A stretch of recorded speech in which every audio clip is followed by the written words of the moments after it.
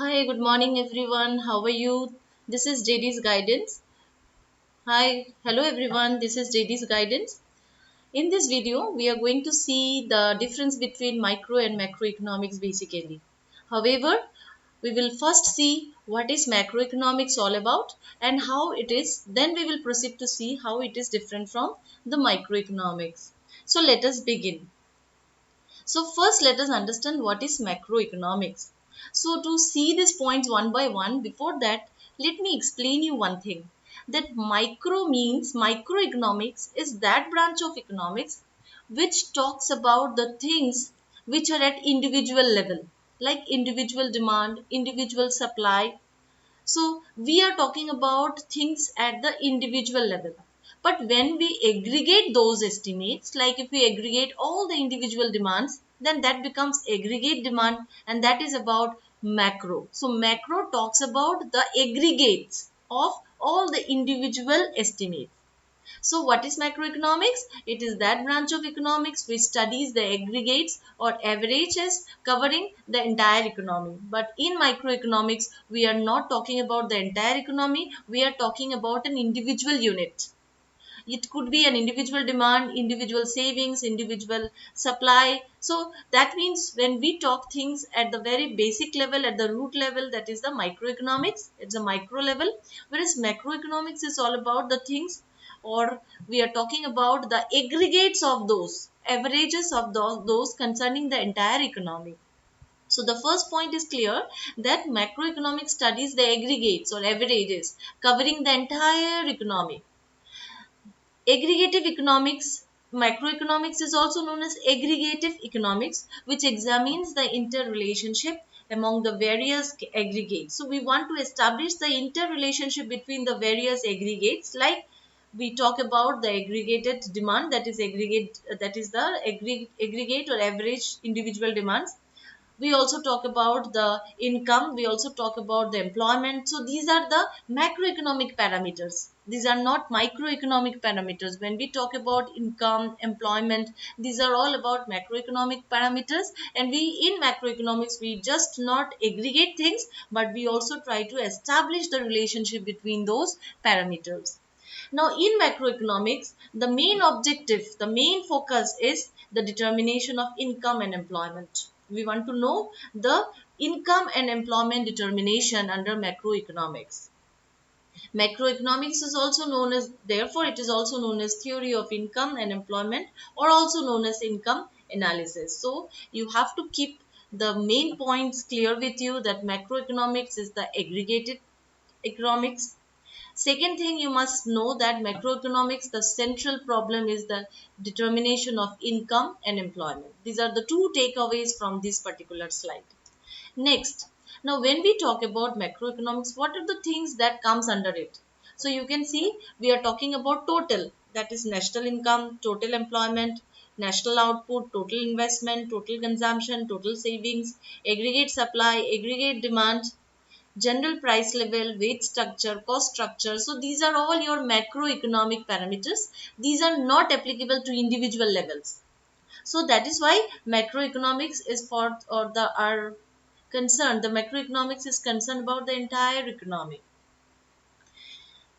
Then you can see this definition by Professor Boulding, that macroeconomics deals not with individual quantities as such, but with the aggregates of these quantities, not with individual incomes, but with the national income. In microeconomics, we are concerned about individual level incomes, but when it comes to macroeconomics, we are talking about national income, not with individual prices, but with the price levels. When we talk in a broader aspect, that is macroeconomic aspect, we are talking not about the individual price, but we are talking about the price levels. We are not talking about individual output, but we are talking about the national output. So I think this definition makes the understanding very clear that macroeconomics is not about individual but about the aggregate, not about individual income but with the national income, not with individual price but with price levels, not with individual output but with the national output. Now, let us very quickly see the basic points of difference between micro and macroeconomics. See the first point, in the microeconomic side, we say that it studies individual economic unit, a firm, a producer, a supplier, a consumer. So these are all under microeconomics. We're talking about individual units. Whereas in macroeconomics, the other side you can see, it studies the aggregates and averages about the whole economy. Second point, that in microeconomics, as I already told you, in macro, if you see in the right side, the macroeconomic problem is determination of income and employment. Central problem is income and employment determination. But if you see the left side, microeconomics is the price determination. We want to know the equilibrium price or the price determination under microeconomics. In microeconomics, our major focus is on individual demand and supply, whereas in macroeconomics, our major tools of analysis is aggregate demand and aggregate supply. Now, what is the use of microeconomics? It provides information relating to individual price, production, consumption, savings, income at individual level, right? We are talking about individual price, production, consumption, savings, income. But at the macro level, we are talking about a national income, not individual income.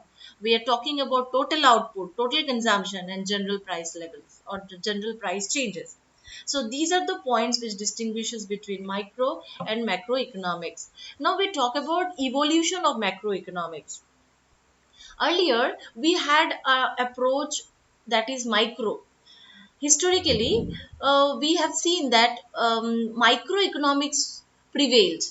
Microeconomics approach was prevailing in the past, mainly during the classical period where we had economists like Professor Marshall, Pigou, Ricardo, J.S. Mill, James Mill, etc., who felt that there always existed a full employment equilibrium in an economy. They believe that there is no disequilibrium. There is full employment equilibrium. But in 1930s, there was a great depression which proved it to be wrong, and there were disbalance, there were imbalances. And therefore, Professor James Keynes, he came up with his theory, that is a general theory of employment, interest and money in the year 1936. And he believed that all the problems which prevailed in the economy cannot be explained or cannot be analyzed through a micro approach. We need to have a macroeconomic approach. That means we need to have an aggregated approach. So therefrom we started having macroeconomics added as one more branch of economics. Now, what is the importance of macroeconomics? So, if we want to know the entire economy, we must have to know macroeconomics.